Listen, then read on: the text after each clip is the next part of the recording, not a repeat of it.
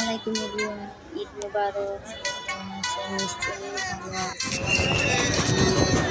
ভালো আছি। রান্না করতে নিয়ে ব্লগটা শুরু করছি। এই আমরা ছিলাম হচ্ছে গরুহাটে দেখলাম, তারপর গেলাম একটু শপিং যে বাবুকে করতে এসেছিলাম, একটু ঘুরে ঘুরে দেখছি খাওয়ার মতন ছিল। তারপর শপিং কোদালে রেস্টুরেন্টে গেলাম, এবার নানা চিকেন চাপ খেলাম।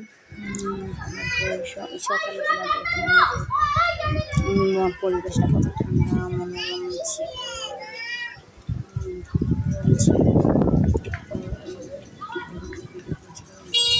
ভালো লাগছিল, বাতাস ছিল হালকা হালকা, গাছ পাতাগুলো দুলছিল, বেশ ভালো লাগছিল বারান্দায় দাঁড়িয়ে থাকতে। তারপর বিছনা টিছনা সব কিছু গুছিয়ে গেছে, রেডি করে ফেললাম। মেহমান রেডি হতে বাসায় দেখলাম মেয়েদের দিতে পারি না, কিন্তু নিতে দিয়েছি। তারপর ঈদের দিন নিয়ে সকালটা তো শুরু হয় অবশ্যই মিষ্টি মুখি, তাই কিছু মিষ্টি আইটেম যেগুলো আমার সব শাশুড়ি রান্না হয়। ঈদের কোনো রান্না আমার করতে হয় না, আমার শাশুড়ি মাই করে। তো পায়েস পুডিং ছিল, তারপর হচ্ছে চটপুটি, নুডলস, স্যামাই, এগুলো সব কিছু রান্না করেছি। তারপর পায়েস যেগুলো ছিল ওগুলো সব শাশুড়ি রান্না করলো। তারপর আমি সব রেডি করলাম, সব রেডি করে আমি টেবিলে গুছিয়ে রাখলাম।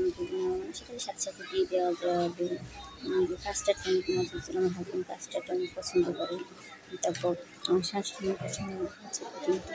তারপর এখানে গরুটা আমি বলা হয়ে গেল, আমাদের গরুটা দাঁড়িয়ে দাঁড়িয়ে দিচ্ছিলাম, এটা ছিল আমাদের গরু। তারপর এই মাংস চলে আসলো, তারপর সব মাংস চলে আসার পর এখান থেকে কিছু মাংস নিলাম, নিয়ে ভালো করে ধুয়ে নিলাম, রান্না চড়াবো বসিয়ে দিলাম। তারপর ওই পাইগুলো আমি পায়া ছিল, ওই পায়াগুলোকেও বসিয়ে দিয়েছি, কারণ 3-4 দিন যখন রান্না করবো তাই আমি তো সকাল সকাল মশলা দিয়ে পায়াটা বসিয়ে দিয়েছি, আস্তে আস্তে একটু করে রান্না করবো। আমার মাংস প্রায় অর্ধেক এসেছিলো, এরপরে হচ্ছে আমার মাংস ফাইনালি জালে জালে আরও খেতে মজা হবে। তো আমার আজকের ঈদের মিনিব্লগটা কেমন লাগলো, ভালো লাগলো অবশ্যই লাইক করবেন এবং শেয়ার করে দেবেন। Thank you more for watching. আল্লাহ হাফেজ।